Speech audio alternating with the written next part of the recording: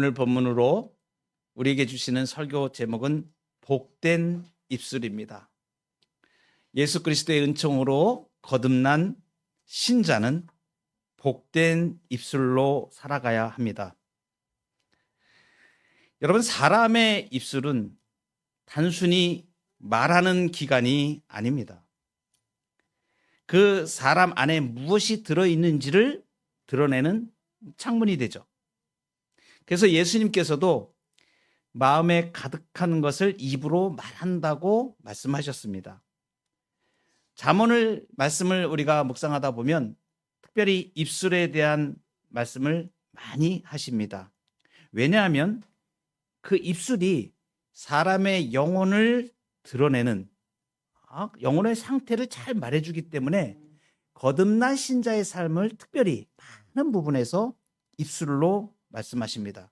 그래서 오늘 17절에 보면 진리를 말하는 자는 의를 나타내어도 거짓 증인은 속이는 말을 하느니라. 그래서 진리를 말하는 자가 의를 나타낸다. 복된 입술은 어떤 입술인가? 첫 번째로 진리를 말하는 입술입니다. 어떤 사람은 입술로 하나님의 의를 드러냅니다. 그러나 또 어떤 사람은 입술로 속임과 거짓을 퍼뜨립니다. 여러분, 우리가 성경에서 보면 에덴 동산에서 뱀이 하와에게 다가왔을 때를 한번 기억해 보십시오. 사탄은 칼을 들고 윽박지르러 오지 않았습니다. 말로 왔습니다. 어떻게 말합니까? 하나님이 정말 그렇게 말씀하시더냐? 이렇게 사탄은, 거짓은 언제나 하나님의 말씀을 비틀며 시작하죠. 하나님의 진리를 흐르게 만들고 결국 사람을 죽음으로 끌고 갑니다. 반대로 하나님께 속한 사람은 입술로 하나님의 의를 드러냅니다. 여기서 의를 드러낸다는 것은 단순히 도덕적인 것을 말하지 않습니다. 착하다, 그런 의미를 훨씬 뛰어넘어서서 하나님 편에 서서 하나님의 진리를 말하는 것입니다. 진리를 말할 때에 하나님의 의가 드러냅니다. 진리를 말하면서 하나님의 의를 드러낸 아주 유명한 한 사람 이야기가 사무엘하 12장에 나옵니다. 다윗 왕 시대인데요. 다윗 왕은 자기 부하인 우리아의 아내 밧세바를 범합니다. 그리고 아무 일 없다는 듯이 왕의 자리에 앉아 있었죠. 그런데 이 밧세바가 임신했다는 소식이 들려옵니다. 큰일 났습니다. 이걸 감춰야 되는데, 그래서 다윗 왕은 자신의 죄를 덮기 위해서 전장터에 나가 있던 우리아를 불러들이죠. 그리고 자기로 인해서 임신한 걸 숨기기 위해서 그 우리아를 아내에게 보내서 잠자리를 같이 하도록 유도합니다. 아주 비겁한 계산을 한 것이죠. 그런데 충성스러운 우리아는 나와 있는 동료들이 지금 전장에 있는데 내가 어떻게 편하게 내 아내하고 잠을 잘 수 있겠습니까? 그리고 집에를 가지 않았습니다. 결국 다윗은 아주 잔인한 방법을 택하죠. 요압 장군에게 편지를 이 우리아의 손에 들려보내서 바로 이 우리아를 전장의 최일선에 내보내서 죽이도록 합니다. 요압으로부터 이 우리아가 죽었다는 전보를 받았을 때 다윗은 안도의 한숨을 내쉬었겠죠. 이제 내 죄는 영원히 묻혔다. 사람들은 나를 자비로운 왕으로 알겠지. 그 후 1년 가까운 시간 동안에 다윗은 완벽한 연극을 했습니다. 경건하게 제사도 드리고 백성들을 재판하며 의로운 왕의 가면을 쓴 것이죠. 그런데 어느 날 나단 선지자가 다윗을 찾아옵니다. 다윗은 여느 때처럼 위험 있는 자세로 선지자를 맞이하죠. 나단은 한 가지 이야기를 꺼냅니다. 왕이여, 이 성읍에 두 사람이 있습니다. 한 사람은 양과 소가 셀 수 없이 많은 부자이고, 다른 한 사람은 오직 암양 새끼 한 마리가 전부인 가난한 자입니다. 그 가난한 자에게 이 양은 딸과 같아서 자기가 먹는 것을 먹이고 품에 안고 자는 유일한 기쁨이었습니다. 그런데 어느 날 부자에게 나그네가 찾아왔는데 이 부자는 자기가 가지고 있는 많은 양을 아끼고는 그 가난한 자의 유일한 양을 빼앗아서 손님을 대접했습니다. 이 이야기를 듣고 있던 다윗이 의분이 폭발했죠. 주먹을 불끈 쥐며 소리칩니다. 그런 놈이 있단 말인가. 여호와 살아계심을 두고 맹세하노니 이 일을 행한 그 사람은 반드시 죽일 자다. 마땅히 죽어야 할 자다. 이 말이 떨어지고 잠시 침묵이 흐르는 동안에 나단 선지자는 다윗의 눈을 똑바로 쳐다보면서 날카로운 진리의 한마디를 던집니다. 당신이 바로 그 사람입니다. 나단의 입술은 더 이상 사람의 눈치를 보는 부드러운 입술이 아니었죠.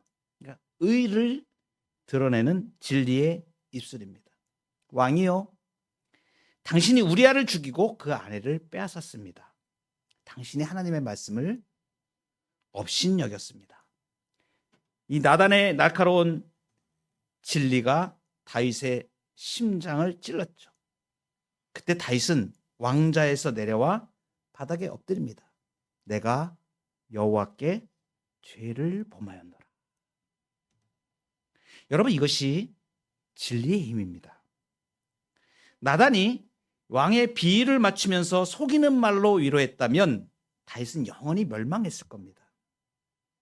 그렇지만 나단이 목숨을 걸고 진리를 말했을 때 비로소 다윗의 인생에 하나님의 의가 세워졌습니다. 여러분, 우리 삶에서 나단처럼 이렇게 말하기는 참 어렵습니다. 내 체면과 내 위신과 내 모든 것을 생각하면서 그것을 깎아먹으면서까지 진리를 말하는 것이 어떨 때는 싫을 때가 있습니다. 그래서 진리를 말할 때는 용기가 필요합니다. 용기가 있어야 진리를 말할 수 있는 것입니다. 하나님 앞에서 그리고 이웃 앞에서 우리의 정직한 거울로 진리를 말할 때 여러분의 입술이 하나님의 공의를 드러내는 통로가 될 때 그 진리를 통하여서 하나님의 의를 세워가십니다. 다윗을 회복시키셨듯이 여러분의 삶과 가정을 다시 일으켜 세우실 것입니다. 두 번째로, 복된 입술은 영혼을 살리고 위로하는 입술입니다. 18절에 보면 칼로 찌름같이 함부로 말하는 자가 있거니와 지혜로운 자의 혀는 양약과 같으니라. 여러분, 말은 보이지가 않습니다. 그런데 이상하게도 그 말은 사람의 마음에는 오래 남습니다. 특별히 상처를 주는 말은 평생 지워지지 않을 때가 많습니다. 어떤 성도가 이런 고백을 했습니다. 어린 시절 아버지에게 들었던 한마디가 아직도 마음에 남아있다고 했습니다. 아빠가 이렇게 얘기했던 거예요. 너는 왜 그것밖에 못하니? 아버지가 화가 나서 순간적으로 던진 말이었을지 모릅니다. 그런데 그 말은 그 아이의 마음속에 칼처럼 박혔죠. 그리고 수십 년이 지나 어른이 되었는데도 무언가를 시작할 때마다 그 말이 떠오른다고 말합니다. 나는 안 되는 사람인가 보다. 혀는 작지만 사람의 영혼을 깊이 찌를 수 있습니다. 분노 속에서 던진 말, 비꼬는 말, 무시하는 말, 비교하는 말, 이런 말들은 칼이 됩니다. 한순간에 사람의 마음을 무너뜨리죠. 야고보서 3장 8절에 보면 혀는 능히 길들일 사람이 없나니 쉬지 아니하는 악이요 죽이는 독이 가득한 것이라고 말씀하십니다. 혀는 길들일 수가 없다. 사람이 길들일 수 없다는 거예요. 그리고 쉬지 않은 악이고 죽이는 독이 가득하다고 말합니다. 길들일 사람이 없는 것이 혀이죠. 그런데 이 혀가 누구께 붙잡힐 때, 하나님께 붙들릴 때 약이 됩니다. 독이 변하여 약이 되는 거예요. 그래서 오늘 18절 하반절에 지혜로운 자의 혀는 양약과 같다고 말씀합니다. 이것은 하나님께 붙들린 입술을 말하는 거예요. 이 양약은 병든 사람을 살리는 치료제가 된다는 것입니다. 거듭난 성도의 입술은 죽어가는 영혼을 살리는 하나님의 도구가 된다는 것입니다. 미국의 16대 대통령인 에이브러함 링컨을 모르는 사람은 없을 것입니다. 참 많은 사람들로부터 존경을 받는 인물입니다. 그런데 이 링컨이 처음부터 인자한 성품의 소유자가 된 것은 아니었습니다. 젊은 시절에 이 링컨은 굉장히 날카롭고 또 아주 재치 있는 입담을 가진 청년이었습니다. 그런데 안타깝게도 그 재능을 남을 비웃고 조롱하는 칼로 사용하곤 했습니다. 1842년도에 33살의 정치인이었던 이 링컨이 자기의 정적, 자신과 반대 입장에 서 있던 제임스 실즈라는 정치인을 조롱하기 시작했습니다. 그래서 신문에 익명으로 편지를 보내서 실즈의 그 외모와 성격 그리고 정책을 아주 잔인하게 비판을 했습니다. 신문에 낸 글이 이렇습니다. 그는 마치 마을의 모든 여자들이 자기만 쳐다본다고 생각하는 멍청한 공작새와 같다. 신문에 이것을 낸 거예요. 링컨이 이 말을 신문에 내자 사람들에게 큰 웃음거리가 됐고 상대편 이 정적인 실즈의 마음은 갈기갈기 찢겨 나갔습니다.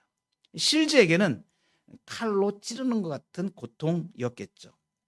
참다 못한 이 실즈가 링컨을 찾아와서 목숨을 건 결투를 신청을 하는 거. 너 죽고 나 죽자는 거죠. 실제로 칼을 들고 결투를 하는 겁니다. 결투 당일날 아침에 미시시피 강가의 모래사장에서 링컨이 칼을 들고 서 있는 거예요. 기병용 칼을 큰 걸 들고 실즈도 칼을 들고 서로 서 있는 겁니다. 상대방의 분노 서린 눈빛을 보며 링컨은 전율을 했습니다.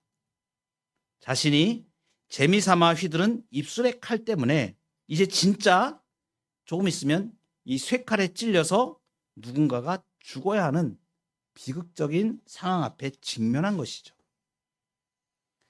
다행히 친구들의 간곡한 중재로 결투는 바로 결투 직전에 멈췄습니다. 근데 링컨은 큰 충격을 받았습니다. 그는 강가에 그 무거운 칼을 내던지며 하나님 앞에 무릎을 꿇습니다. 하나님, 다시는 내 입술을 남의 가슴을 후벼 파는 칼로 쓰지 않겠습니다. 내 입술을 오직 상처받은 자를 고치는 약으로만 쓰겠습니다. 그리고 20년이 지나서 미국이 노예전쟁, 노예해방전쟁, 남북전쟁을 하죠. 수십만 명의 젊은이가 피를 흘렸고 증오가 극에 달하는 상황이 되었습니다. 북군이 이제 마침내 승리를 했죠. 많은 링컨의 참모들이 패배한 남군을 향해서 반역자라고 비난하며 복수의 칼을 갈았습니다. 1865년도 링컨은 대통령 취임 식장에서 이렇게 말합니다. 그 누구에게도 악의를 품지 말고 모든 이에게 자애를 베푸시다. 이제 우리가 해야 할 일은 이 나라에 찢겨진 상처를 싸매는 것입니다. 이것이 그 유명한 링컨의 두 번째 취임사입니다. 한 사람이 그 입술을 하나님 앞에 바꾸기로 결심하였을 때 한 나라가 화평을 맺는 일이 일어났습니다. 비난의 칼 대신 용서라는 연고를 바른 것이지. 이 양약 같은 말 한마디가 전쟁으로 갈라진 미국을 묶고 다시 하나로 만드는 기적의 치료제가 된 것입니다. 자신의 입술에서 칼을 버리고 하나님께 자신의 입술을 맡긴 것이죠. 거듭난 신자의 입술은 성령의 다스림을 받는 입술입니다. 내 의로움을 증명하라고 칼을 휘두르는 것이 아니라 그리스도의 긍휼함으로 상대의 영혼을 치료하는 것입니다. 저는 이 말씀을 준비하다가 저의 언어 생활을 다시 되돌아보았습니다.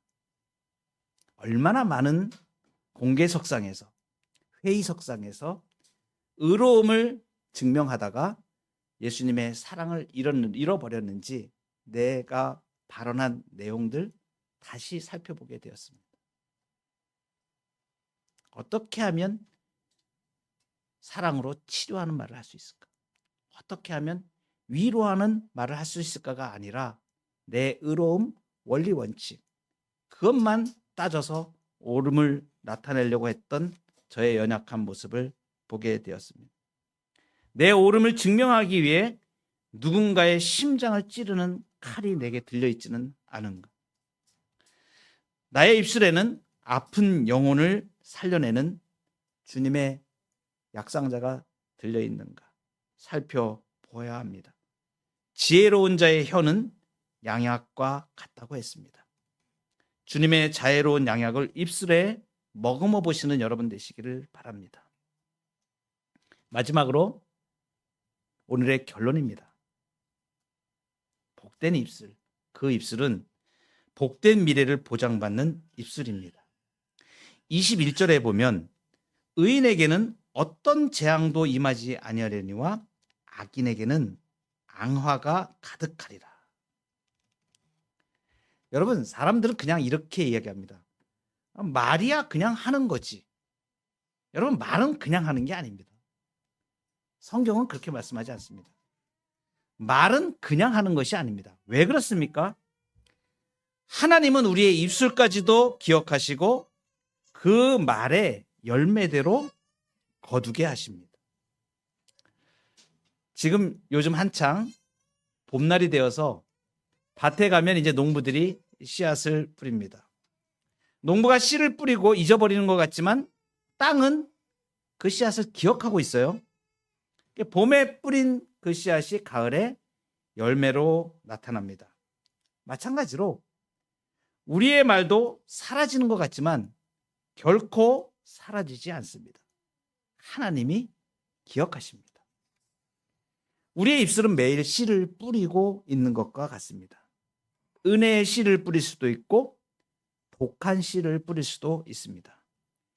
오늘 본문 21절 하반절에 보면 악인에게는 앙화가 가득하리라 이렇게 말씀합니다. 이 앙화는 뭘 말하냐면 재앙을 말합니다.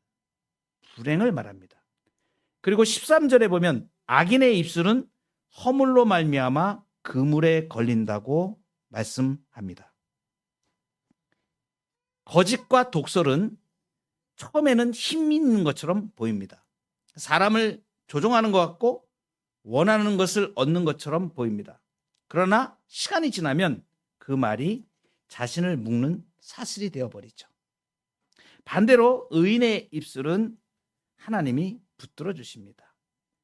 21절 보시면 의인에게는 어떤 재앙도 임하지 아니하려니와, 이 말은 신자는 고난이 없다는 뜻이 아닙니다. 의인도 눈물을 흘리고 억울함을 당하고 어려움을 만납니다. 그러나 중요한 것은 하나님이 그를 버려두지 않으신다는 것입니다. 하나님의 의를 붙들고 살아가는 자, 진리를 말하며 살아가는 자를 하나님은 언약 안에서 지키십니다. 결국 평강으로 인도하십니다. 그래서 오늘 우리가 복된 입술에 대해서 진리를 말하는 입술, 그리고 사랑으로 영혼을 사랑하고 위로하는 입술이라고 말씀드렸는데, 이 입술은 우리의 미래를 만듭니다. 오늘 내가 어떤 말을 심고 있는지가 내 인생의 방향을 결정합니다. 불평과 원망의 말을 심으면 삶은 점점 어두워집니다. 거짓과 험담을 심으면 모든 관계를 파괴시킵니다.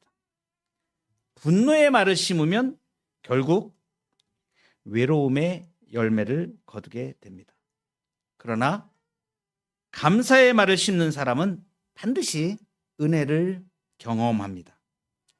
복음의 말을 심는 사람은 생명의 열매를 거둡니다. 위로의 말을 심는 사람은 평강의 열매를 누리게 됩니다. 오늘 우리의 입술로 무엇을 심고 있는가? 감사의 말, 복음의 말, 사람을 살리는 위로의 말을 심는, 그래야 하나님이 우리의 복 주신 모든 은택을 누려가는 저와 여러분의 삶이 되기를 주의 이름으로 축복합니다.